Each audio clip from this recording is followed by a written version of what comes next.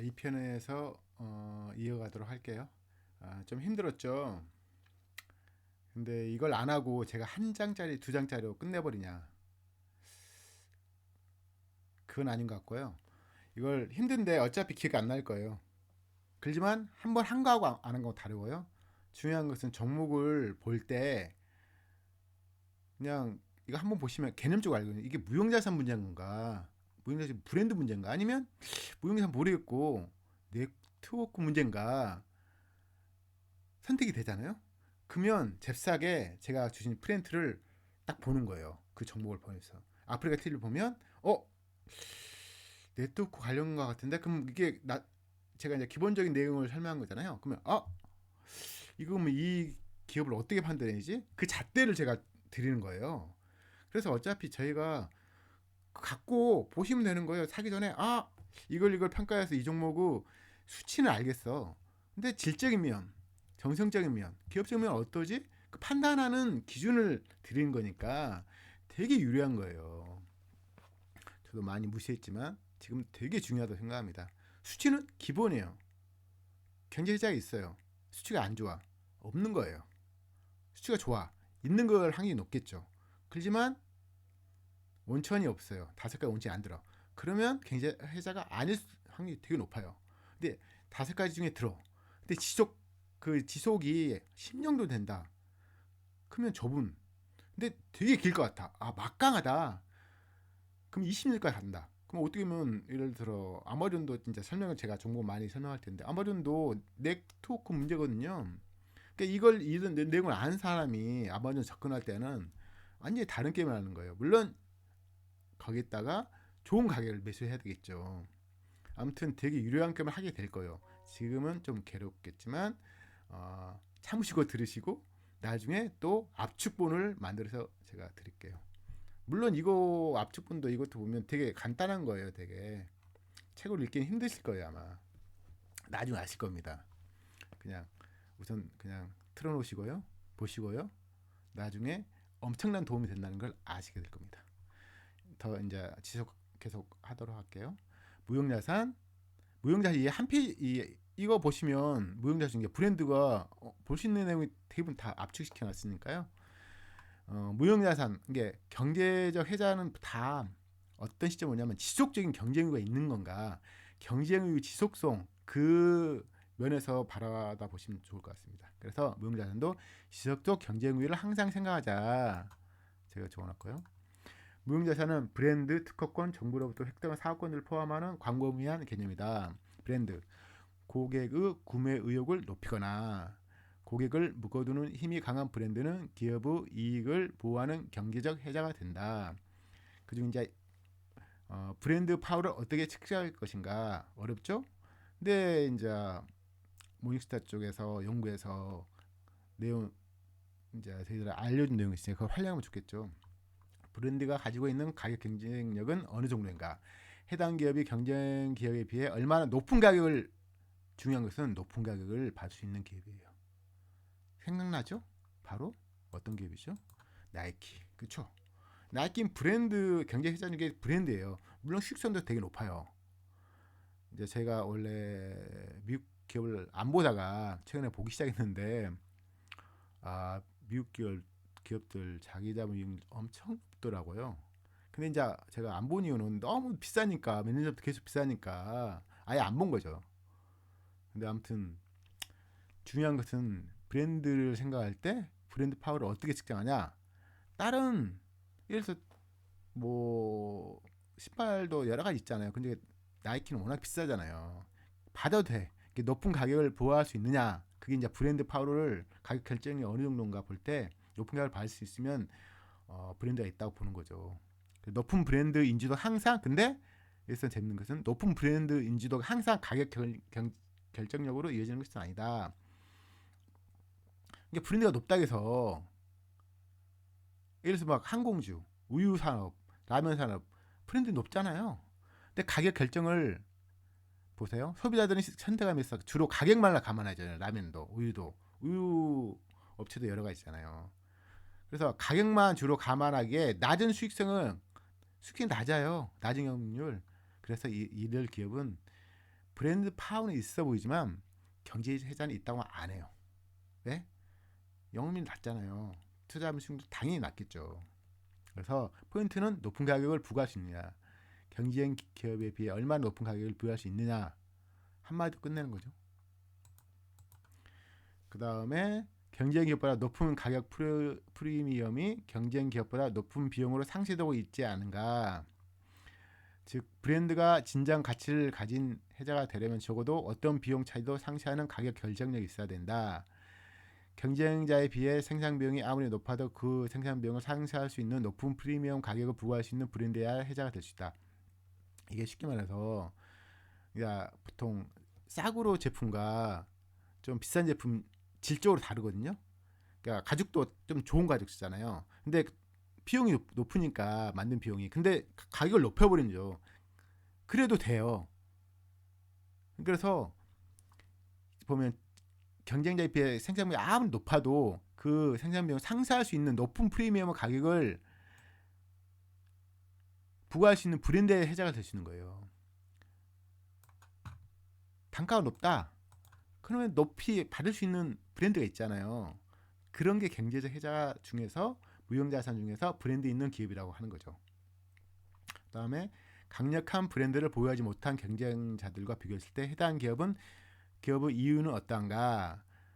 한 기업의 가격과 비용에 대한 구체적인 자료를 확보하지 못했다면 경쟁자들과 비교해 본 그 기업의 순이익률, 이게 나오네요. 순이익률, 단순기업은 영업이익률. 영업이익률이 되게 쉽죠. 순이익률은 좀 다른 게임이잖아요. 순이익률은 뭐예요? 제가 뭐라 했죠? 순이익률 말 안 했네요. 순이익률 뭐냐면은 매출과 순이익과 퍼센트를 말하는 거잖아요. 근데 순이익은, 그러니까 영업이익은 영업과 관련된 게인데 순이익은 영업 관련된 이익 플러스 비영업 합치잖아요. 합친 다음에 세금을 내고 그 다음에 수익 나오잖아요. 그래서 단순비교는 영업이익률이 훨씬 더 좋은 지표예요. 그래서 경쟁자 비교해서 그 기업의 영업이익률이 그 기업의 가격 결정력 지표로 볼 수 있다. 그래서 영업이익률 낮은 기업, 경쟁자에 있다고 하면 안 되죠. 그건 물론 이제 이 기준은 이제 이 책에 있는 내용이지만 되게 의미 있는 거예요. 제가 이제 제가 지금 이 작업하는 게 다 종목을 보기 위한 사전 작업이잖아요. 잘 버는 기업, 매출 계속 증가한 기업, 영업이익 높은 기업, 그런 기업들이 저희 투자 수익률을 엄청 높여준단 말이죠. 그래서 이것은 보면 되게 좀 질적인 건 아니잖아요. 양적인 부분이잖아요. 되게 쉽죠. 보면 딱 나타나니까 그런 얘기를 한 거고요. 해당 기업의 브랜드 파워, 프리미엄 가격 결정력, 경쟁자보다 높은 영업이익률이 10년, 20년 동안 지속하다는 것을 무엇으로 확신할 수 있느냐? 브랜드가 뜨고 지는 브랜드가 뜨고 지는 것이기 때문에 경제 혜자를 평가할 때 지속 가능성을 가장, 그러니까 이게 지속 가능성, 아까 지금 영업률은 과거 이야기잖아요. 근데 지속 가능성이 있는가를 보아야 한다는 그거죠. 그리고 어떤 브랜드가 향후 수십 년 동안 강력한 브랜드로 남아 있을지 예측하기가 쉽지는 않지만, 예를 들어서 패션 신발을 크록스, 뭐 핸드폰 저기 노키아 같은 경우는 지금 뭐 노키아 핸드폰을 거의 안 쓰니까, 그런 기업은 보통 이제 지속 가능성이 있는 기업들은 대부분 어떤 기업이냐, 그걸 얘기하는데, 혁신과 마케팅에 자금을 지속적으로 투자하는 기업이 미래에도 강한 브랜드를 유지할 가능성이 높다. 일테면 나이키는 뭐 올림픽 때 돈 수천억을 쓰니까요.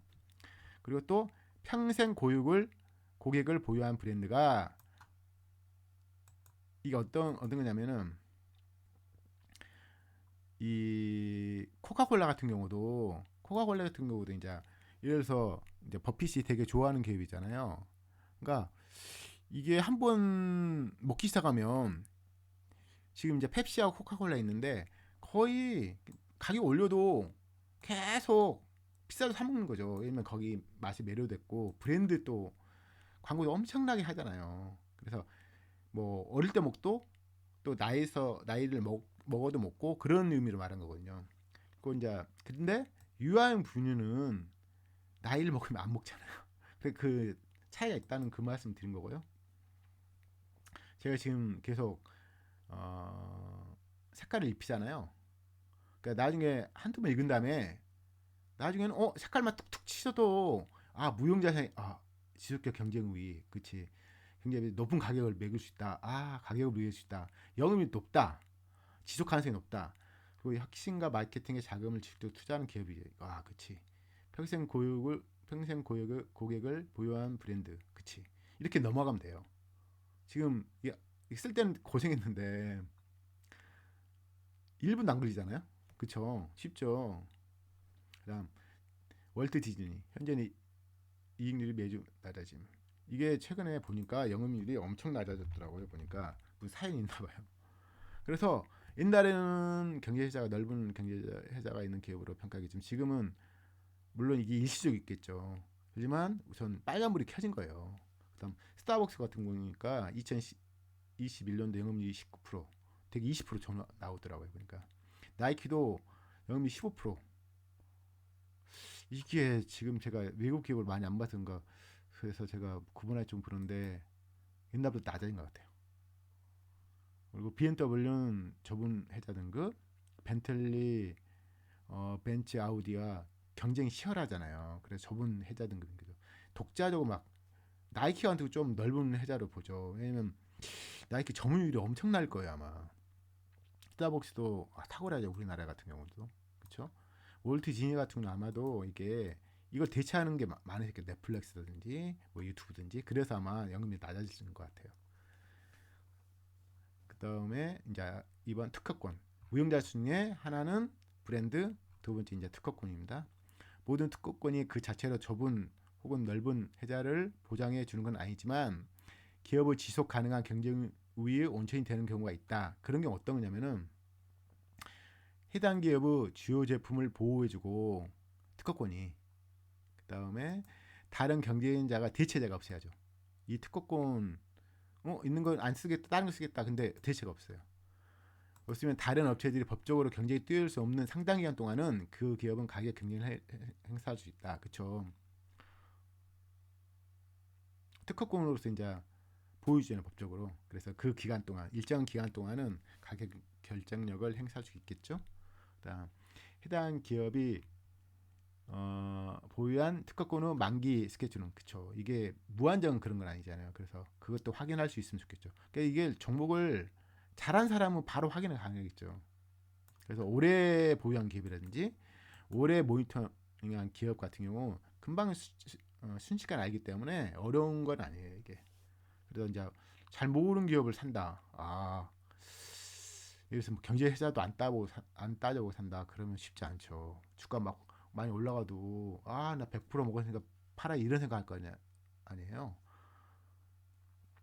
향후 몇 년 동안 도래하는 특허권은 그 자체만으로도 해자를 제공을 그쵸. 몇 년 안에 특허권이 없어지면 해자가 막 없어지니까. 그러니까 그간 특허 포트폴리오에 성공적인 연구 개발 투자를 해온 기업일수록 그런 실적이 없는 것보다 특허 관련 경쟁력을 유지할 가능성이 그쵸. 성공 많이 했으면 경쟁 우위를 계속 유지할 가능성이 크겠죠. 그다음에 해당 기업이 보유한 특허권이 얼마나 그쵸. 보다 다양한 특허권을 가진 기업이 좁은 돈 넓은 회사 등을 발행 그쵸. 한 가지로는 힘들어요. 제가 좀 실수한 것도 있는데 한 제품으로 매출을 다 이렇게 잡아잖아요. 그러면 그게 이제 침식되면 대체 매출 자체가 줄어버리니까 그래서 특허 제품이 있더라도 여러 제품을 보다 다양한 특허 제품을 가진 제품이 해자 등을 받을 가능성이 되게 높은 거예요. 다양한 특허를 가지고 있으면 10년 이상 경제 이윤을 창출할 가능성이 더 크기 때문이다. 이 공부하는 게 확정적으로 탁 떨어진 건 아니에요. 그렇지만 저희들이 이제 경제 해자를 원천을 따질 때 되게 도움되는 내용이니까요. 연구 개발 및 특허 출원 중인 잠재적인 제품들의 시장 잠재력과 성공 가능성은 어떠한가? 우리가 평가할 것은 해당 기업이 향후 10년, 20년 경제 이윤 창출력이기 때문에 시장에서 아직 출시되지 않은 제품의 이익 잠재력도 분석해야 한다. 이게 경우마다 다를 것 같아요. 특히 이제 제약 종목 같은 경우는 의미가 있겠죠. 그다음 일단 제품의 특허가 소멸될 경우 경쟁자가 해당 제품 시장에 진입하기 얼마나 용이한가. 한 제품의 특허가 소멸되어도 동일한 제품 복제약을 만들기 어려워 경쟁자가 해당 제품 시장에 진입하기를 주저하는 경우가 있다. 매수하려는 기업은 어떠한가? 예를 들어 제조 어려움, 임상실험 및 마케팅 비용 때문에 생물학 제약사들에 가해지는 복제약 현상에 따른 경쟁 압박은 정통적인 제약사처럼 그렇게 강하지 않다. 그렇죠.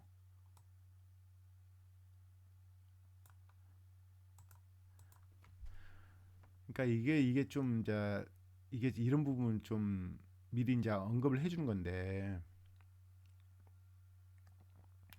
기본적으로 이제 복제약도 쉬운 것도 있죠. 근데 이게 개별 종목마다 다 다를 것 같아요. 그렇죠? 어려울 경우는 그런 최근에 이제 진단 키트는 쉽잖아요 만들기. 그래서 엄청 다 뛰어들었잖아요. 근데 예를 들어서 뭐 코로나 뭐를 뭐 없애는 그걸 코로나 관련 우리나라는 지금 예를 들어서 센티론에서 코로나를 그걸 회복해주는 약을 개발한다고 했는데 개발 못하고 있죠. 그렇죠. 제조 특허가 어려움. 그렇죠, 그렇죠, 그렇죠. 그다음 해당 특허 제품에 잠재적인 대체제가 있는가? 그러니까 대체제가 있으면 이게 좀 의미를 갖기 힘들잖아요. 그래서 효과적인 대체제가 있으면 해자를 구축할 수 있는 가격 결정을 갖지 못한단 말이에요. 거고요. 기술이나 산업재 분야처럼 특허가 더욱 쉽게 이룰 수 있는 시장의 경우 해자 원천의 특허 중요성이 상승했죠. 특허가 자주 일어나 특히 이제 반도체 이런 것들 특허를 계속 나잖아요. 그래서 이전 특허가 의미 없어지잖아요. 그래서 그런데 그런 업종 같은 경우 특허권은 중요성이 적죠. 특히 이제 기술이나 산업재 분야처럼 이런 데는 과거 기술이나 과거 어떤 특허권 이런 건 의미가 없는 거예요.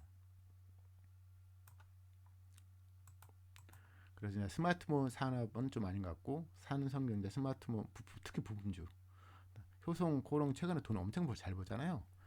근데 일시적이잖아요. 그러니까 돈 잘 벌지만 경제 세계 있다고 하기는 곤란하죠. 그러니까 돈을 잘 버는 기업은 맞아요. 그렇지만 장기적으로 홀딩할 대상은 아니죠.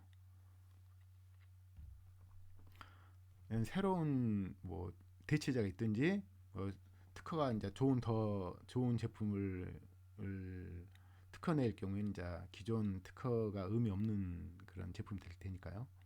관련 시장은 지적 재산권 보호는 얼마나 강한 거죠. 보호를 잘해주는 그런 분야일 경우 이제 해당 기업이 사업하고 있는 시장 지적 재산권 보호가 느슨한 탓에 특허로 경쟁자들을 물리치기 사실상 어려울 경우에는 그쵸 의미가 없을 수 있죠. 해당 특허 가격 결정을 감수하면 특허만을 지속하는 건 경쟁을 갖기 어려울 수 있다. 납득이 되는 말이죠. 그래서 이번 산업피 같은 경우 2020년도 영업률 20%예요. 아이로봇 같은 경우는 이 글을 쓸 때는 이게 있었거든요. 되게 좋은 말 많이 적어놨어요. 근데 결국은 최근 2020년 영업률이 0%예요. 안 나와요. 이게 반도체 뭐 그런 건 뭐 거기 이제 좋은 말 많이 적었지만 최근에는 영업률이 거의 안 나오고 영업이 안 나오니까 특히 이제 IT 반도체 이런 기업은 솔직히 쉽지 않은 거예요. 장기적으로 볼 때는 코카콜라나 뭐 스타벅스 이런 게 나은 거죠. 특히 이제 하드웨어 쪽은 쉽지 않아요. 그 소프트웨어 중에서도 그래서 막 그 아이폰은 기계만 파는 기업은 아니잖아요. 삼성전자처럼. 그렇죠? 그러니까 그런 구분을 하는 게 또 중요하다는 그런 이야기를 한 거고요. 또 이제 제약 산업 경우 영업이익이 높은 경우 적지 않게 PD 모니터링 필요해. 그렇죠. 제약 업종 같은 경우는 수익성 나면 엄청나게 어떤 없던 어떤 약품을 개발할 경우 수익성이 엄청 폭발하잖아요. 주가도 보면 제가 이제 종목을 많이 보겠지만 CJ나 뭐 이런 종목도 보면 뭐 몇십 배 날라갔잖아요. 대단하죠. 그런 산업이죠. 이게 제약 산업을 우리가 필히 봐야 돼요, 많이. 아니 뭐 수익성이 좋아지는데 주가가 쌀 때 사놓든지. 그다음 3. 규제. 정부로부터 획득한 사업권 이야기하고 경쟁자의 시장 진입을 어렵게 심지어는 불가능하게 하는 정부 규제도 지속 가능한 경쟁 우위를 제공할 수 있는 또 하나의 무형 자산이다. 한 기업이 독점 기업처럼 사업할 수 있든지 이런 것을 이제 이것도 경제 해자로 치는 거죠. 그다음 가격 책정 규제는 받지 않을 경우 특히 유리하다. 그렇죠.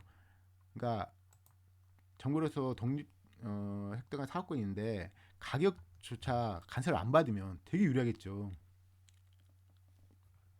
그런 얘기를 하는 거예요. 미국에는 그런 게 많은 것 같더라고요. 보니까. 그다음 유리한 규제를 상쇄시키는 가격 통제나 사업 의무 같은 불리한 규제는 없는. 그쵸. 경제적 이윤 창출을 막는 가격 통제나 사업 의무 같은 부담을 동반할 경우 진입장벽 규제는 해자를 제공을 못한다. 그렇죠.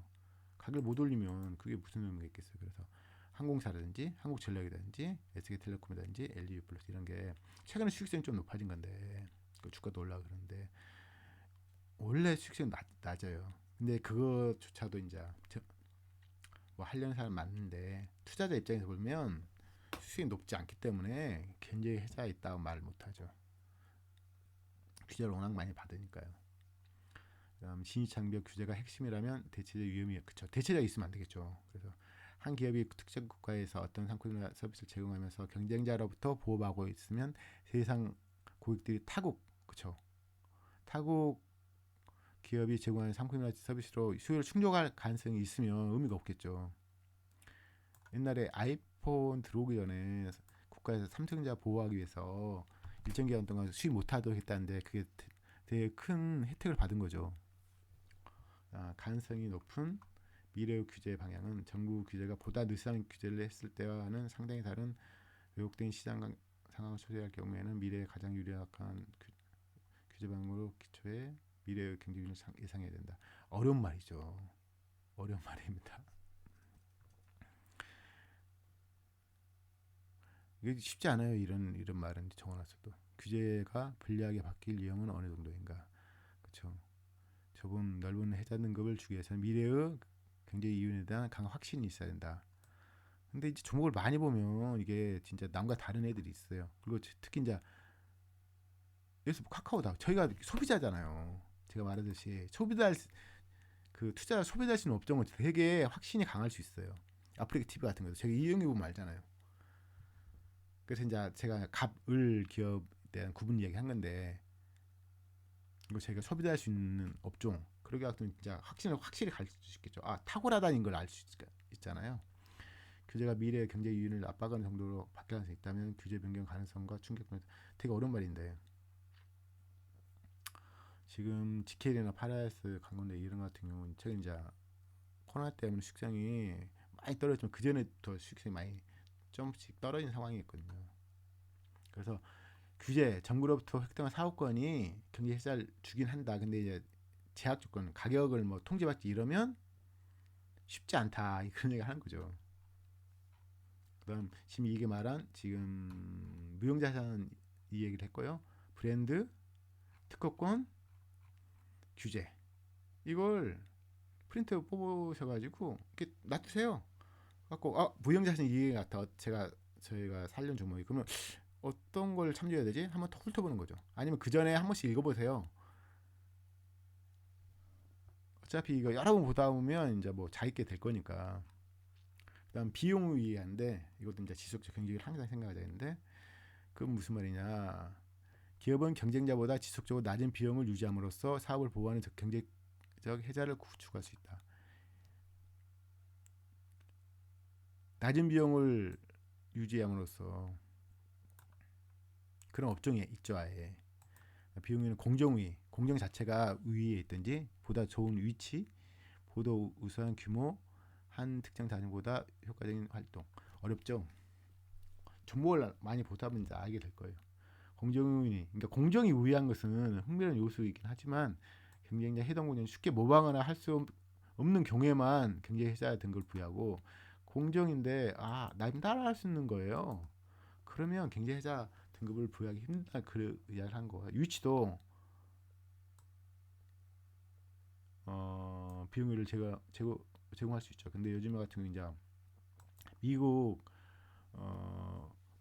예를 들어서 미국 가구 산업 같은 경우는 위치가 좋잖아요. 미국에서 판매한 거 미국에 사면 되니까. 근데 워낙 지금은 이제 인력 그 비용이 적으니까 그 위치 좋은 걸 상시하고도 인건비 적으니까 뭐 그걸 위치가 의미 없는 경우도 되게 많거든요. 왜냐면 고정 비용인 인건비 자체가 엄청 다운돼 버리니까 위치가 좋은 게 별 의미 없을 그렇게 되는 거예요. 그러니까 개별 사례마다 다 봐야 할 텐데 특히 위치는 모방이 어렵다는 점 감안하면 유리한 위치는 지속 가능한 요인 될 수도 있긴 하겠죠, 당연히. 하지만 한편 규모 경제를 누리는 기업은 생산력이 떨어진 기업보다 낮은 평균을 유지했다. 그렇죠. 그러니까 규모가 너무 적으면 단가가 높기 때문에 쉽지 않아요. 근데 규모를 어느 정도 이렇게 갖고 있으면 당연히 낮은 비용을 유지하니까 뭐 훨씬 경쟁사보다 더 유리하겠죠. 그런 말 하는 거고요. 해당 기업이 규모 경제를 누리고 있는가, 구체적으로 어떤 비용이 고정비면 총 비용에서 고정 차는 비용. 이거 좀 이거는 종목을 하나 보면서 할 텐데 고정비용이 가장 큰 게 뭐예요? 인건비잖아요, 인건비. 인건비가 너무 많이 나간다. 인건비가 계속 그러니까 이게 되게 네트워크 효과보다 다른 게 네트워크 효과가 일정 인원을 세팅해 놓으면 상당 기간 동안 매출 증가하는데 문제 없어요. 근데 어떤 제조 같은 경우는 매출 매출 증가만큼 사람이 필요하다는 거죠. 물론 지금 이제 로봇으로 많이 대체하긴 하지만 특히 이제 자동차 이런 건 쉽지 않잖아요. 응? 금융경제 누린가 비용 위에 있을 수 있겠죠. 조그마한 회사보다는. 그렇지만 이제 현대차, 기아차 같은 경우 애초에 영업률이 뭐 5%도 안 되니까요. 최근에는 5%좀 넘나? 뭐 경제 해자가 있다고 말을 못 하죠. 그다음에 해당 기업의 단위당 제품이나 생산 비용이 생산비가 덜 작은 기업보다 낮다는 양적 비가 있는가? 되게 어렵게 말 적어놨네요. 많은 기업이 규모 경제를 누린다고 주장하지만 해당 기업의 생산 규모가 더 작은 기업보다 실제로 단위당 생산비가 낮다는 걸 보여주는 증거를 된다. 매출 총익률 보시면 알 거예요. 매출 총익률 보시면 아니면 매출에서 원재료비에 그 원재료비에 제조 공장 직원들 봉급이 들어가거든요. 이게 매출 총익률을 보시면 대략적으로 알 수 있죠. 이게 애초에 이렇게 정해져 있어요, 보통. 대부분 이제 제조업은 낮고 나중에 이제 중국 보겠지만 아프리카 TV나 당연히 뭐 네트워크로 돈 번 기업은 당연히 이게 물론 네트워크로 효과로 돈 번 기업은 이제 이 해자가 5가지 있지만 온천이 5가지 있지만 한 가지만 있는 건 아니거든요. 여러 가지 이렇게 겹쳐서 나올 수 있는 거예요. 더불어 규모 경제를 누린다는 자본주의학적인 자동차 산업 여기 나오네요. 화학 이거 제가 적은 건데 화학 좋은 산업들은 매출 총익률 그렇죠. 이게 문까지 생각해 보자. 매출이 낮아요. 대부분 그런 것들. 평균적으로 자동차 산업, 화학 산업, 조선산 영역이 매우 너무 낮다. 10% 이하 수준이다. 현대차, 기아차, 현대모비스, 롯데케미칼, LG화. 최근 LG화학은 이제 전기 자동차 그것 때문에 수익성이 높아진 거고 기존에는 낮았잖아요.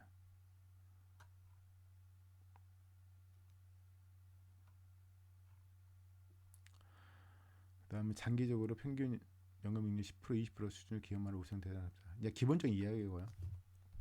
굉장히 어려운데 마진 연금이 낮은 기업 수익性급나가죠. 그렇죠. 좀 높았던 기업은 수익이 낮더라도 영업률이 20%에서 좀 영업률이 낮더라 10%면 아주 낮은 건 아니에요. 근데 10%야. 그러면 5% 3% 돼버리면 수익성이 급나가죠. 그래서 영업률이 높은 기업이 당연히 유리한 겁니다. 물론 매출이 너무 작으면 안 되겠죠. 해당 기업이 범위의 경제를 누리고 있는가, 어떤 비용이 얼마나 다양한 제품을 사고 있는가. 그러니까 이게 제품 자체가 적잖아요. 매출 발생 제품 너무 적으면 그 제품이 해자가 침투당하면 끝장나거든요. 그 이야기를 하는 거거든요. 그래서 다양한 제품 생산하고 있는 기업에 좋다는 그 말씀을 드린 거고요. 해당 기업이 덜 다양한 제품을 생산하는 경쟁보다 한이상 생산이 낮은 걸 보여주는 양적 근거가 있는가. 이게 지금 제가 그냥 책 인용을 압축하든지 하려고 하다가 그 압축한 꼭 좋은 건 아니거든요. 한번 읽으시고 나중에 지금 내가 색깔을 입혔잖아요. 뭐 그거 뭐 한 필을 본다고 쳐. 그럼 한두 번 읽는 사람은 그냥 뚝 뛸 거 아니에요. 중요 내용만. 그게 낫지 너무 압축하면 좋은 건 아니에요. 기본서를 보고 요약서를 보는 게 좋겠죠. 다음 일부 기업은 상당한 연구개발 지출과 공정지식을 통해 다양한 고액의 다양한 제품을 만들 수 있는 것이다. 다양한 제품을 만드는 기업이 좋다는 그 말을 하는 거예요. 여기서도 해당 기업이 그런 능력을 통해 경쟁보다 낮은 단위당 생산 비용을 지출하고 있다는 걸 보여주는 실제 양적 그렇죠. 실제 양적 근거. 수치를 봐야죠. 그 이야기를 하는 거죠. 수치가 안 돼. 그건 가짜예요, 가짜. 해당 기업의 운송 비용은 낮은가? 여기까지 보긴 쉽지 않죠. 왜냐면 이건 이제 금 운송할 때나 골 때 하는데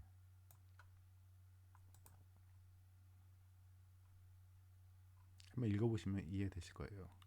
해당 기업이 유리한 특성을 가진 광물 소유 통제. 이건 우리나라하고 좀 무관한 기업들 이야기하는 건데 미국 같은 경우 이런 기업이 많거든요. 석유도 생산하잖아요. 오늘은 석유 자체를 생산 안 하잖아요. 천연가스도 없고 거의 없는 걸로 아는데 에너지와 기초소재 부분의 경우 유리한 광물의 소유는 강력한 경쟁력을 제공할 수 있다. 그렇죠. 이걸 만들어낼 수는 없잖아요. 해당 기업이 비용을 확보할 수 있는 독자적 생산 공정을 주는가. 아까 생산 공정 말했지만 생산 공정에서 발생하는 비용은 계량화돼야 돼요. 뭐든지 수치 안 되잖아요. 가짜예요. 단기적으로는 계량 안 될 수 있겠지만 장기적으로는 궁극적으로는 계량화 돼야 돼요. 경쟁자 이런 게 모방할 수 있는지도 확인했죠. 모방하면 안 되겠죠. 경쟁을 위한 모방될 수 있는 거지만 일국인 경쟁보다 우수한 연료 수준 등을 유지하게 된다. 그러나 생산 공정에 따른 비용 우위 같은 경우는 유의해야 한다는 그런 이야기를 한 거고요. 너무 깊게 들어가면 지금 힘드니까요. 가볍게 스킵하듯이 진행하겠습니다.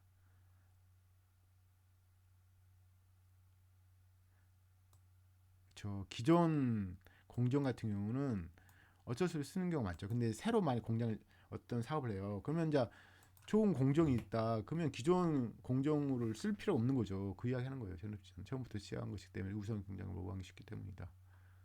현재 경쟁자는 그쵸.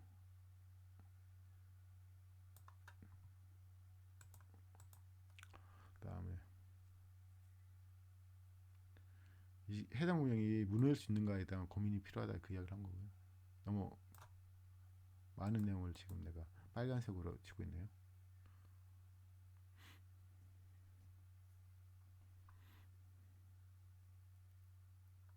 그러니까 뭔 말이냐면은 이것 때문에 기업사들 낙오되지 않기 위해서 유용자가 계속 증가하는 기업들 있잖아요. 그게 뭐가 단점이죠? 제가 말씀드렸는데 자본출이 계속 있는 기업들은 돈을 버는데 의미가 없는 거예요. 결국 돈이 계속 나가니까 그 이야기를 하는 거거든요. 그래서 유용자산 증가가 추가적으로 계속 증가하는 업종은 안 좋다는 말을 하는 거예요. 제가 여기서 이 글이. 그래서 해자 건지면 투자금 요청이 있다. 스마트폰 부품 사업. 스마트폰 부품 사업에 해자가 있나요? 거의 없어요. 근데 수익성은 단기적으로 높게 나올 수 있죠. 물론 수익성도 꺾이면 주가도 폭락하고 이런 경우 많죠. 알고 투자한 건 나쁜 거 아닌데 아예 이런 개념조차 없으면 비싸게 살게 되니까 지옥을 경험하게 되겠죠. 그다음 해당 기업이 공급자를 협상 비용을 확보할 수 있는가. 되게 어렵 이야기를 하네요. 한번 쭉 읽어보신다고. 그렇죠. 이게 주장은 의미 없어요. 주장은 의미 없어요. 아무런 의미 없어. 주장만에 의해서 이겨서 해자 등급 부여하면 그 전에 양적 증가해서 양적 증거를 확인해야 된다. 수치가 된다는 말이죠.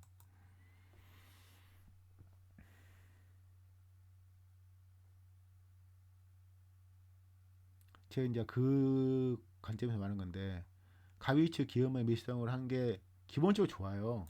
가비츠 기업만 미수하고 이제 을은 안 사겠다. 그건 아닌데 가비치가 제가 가비치를 왜 좋다겠죠. 매출 하락 가능성이 안 보도 넘겨버릴 수 있잖아요 물건을. 근데 매출 자체가 안 나오면 회사는 완전히 망가진다니까요. 왜냐면 고정비는 가만히 있으니까 물건도 안 만들고 있는데 그냥 공장 지금 봉급을 줘야 되니까 안 좀 덜 남기고 팔 수 있다는 거 기업들은 그 이야기 하는 그런 측면에서 말씀드린 거고요. 그럼 의류 지금 밀수 대상 제어하자. 기본적으로 제어하자는 거죠. 근데 너무 싼데 자산 가치가 막 엄청 커. 현금 자산이 많아. PBR이 0.3이야. 살 의미가 있겠죠. 가치 투자는 그런 걸 하는 거니까요. 자산 가치 대비 싸도 할 수 있다. 여기서는 지금 수익 가치나 미래 가치 측면을 주로 말한 거고요. 해당률이 원천에서 잡았고 유료였으니까 제가 이제 너무 내용을 많이 적긴 했네요. 한번 읽고 나중에 종목에서 자세히 보면 돼요. 해당 기업이 언제 합병 유리해지는가. 이런 기업은 이제 우리나라에 없는 건데 그렇죠. 원재 합병 비용. 전기차 같은 경우는 이제 원자 그 쓰는 그런 것들이 쉽지 않죠. 그렇죠. 원자재가 너무 크면 마진이 당연히 낮겠죠. 참조하면 되겠고요. 이거 자세히 알고 있는 종목마다 다르니까 여기서는 너무 깊게 들어가면 안 되고 한 번에 읽어보면 괜찮을 것 같아요. 그쵸. 여기 보면 원자재 가격에 의해서 기업의 수익성이 크게 다른 업종 기종 피하도록 하자. 그러니까 지금 해서 매출 총 이익률이 낮은 기업들 있잖아요. 그런 기업 같은 경우는 대부분 경제사가 없는 경우가 많아요. 원유 관련 기업 SK이노베이션 이거만 SK이노베이션도 지금 그 배터리 때문에 수익성이 높이 좋아진 거죠. 이런 다 경기 변동 기업들이니까 뭐 투자 대상은 거의 없어요. 기업 가치가 장기적으로 상승하지 않은 기업이 장기 투자 대상은 당연히 아니고, 근데 큰 수익은 잘 버는 기업을 장기 투자할 때 나는 거거든요. 대부분 몇백 프로 먹으려면 뭐 1년에 날라가기 쉽지 않잖아요. 자, 종목을 제가 지금 안 봐서 그렇지 정보 많이 보면 뭐 아시게 되겠지만 몇백 프로 올라가는 대부분 기업은 몇 년이 걸려요. 근데 기업 가치 속도가 워낙 가치 증가 속도가 워낙 빠르니까 홀딩만 정당한 사유가 부여해야 되는 거가 너무 많죠. 물론 그런 기업만 살 수는 없겠지만 그런 기업이 있어야 전체 수익률이 높아지는 거죠. 일부 기업은 저렴한 예능을 확보해드리고 그렇다 해서 이 기업이 그렇죠. 그러니까 비용 우위가 있더라도 지속 가능한가를 꼭 봐야 돼요. 지속 가능 단발성이다. 그럼 힘든 거죠. 어떤 수익성이 높더라도 지속될 가능성이 없다. 그러면 그냥 경제가 없다고 보는 거예요. 그냥 특정 기간 돈을 많이 보는구나. 그렇게 보시면 될 것 같고요.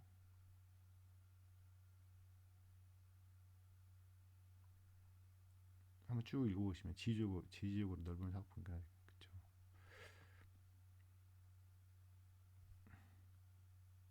이게 지금 보시면 북미 철도회사 이제 우리나라는 철도회사는 돈을 못 벌잖아요. 근데 우리나라 철도회사는 이제 수익 보장 안 해주는데 미국 같은 건 좀 다른 것 같더라고요. 보니까 좀 경우가 다르니까요. 그 택배 몇 년 전 택배 사면 가격 경쟁 업종이었지만 지금은 수요가 급증했죠. 택배가 되게 많아졌잖아요. 그래서 지금 나아지고 있다고. 운송 사업 불황이었죠. 근데 최근에 지금 현대해상 같은 경우 뭐 수요가 급증해서 수익성이 급등. 이게 지금 현대해상 엄청 올라갔잖아요. 지금 이게 몇십 불러 같은 것 같은데 알고 있으면 좋죠. 비용 우위가 최근 지금 영업이익이 엄청나거든요. 지금 이게 그냥 뭐 1년 2년 만에 자기 예전 시총만큼 벌어버리니까 기본적으로 돈이 많이 드는 업종인데 이제 수요가 워낙 많다 보니까 수익률이 폭발한 거예요. 나중에 설명할 기회가 있을 것 같아요.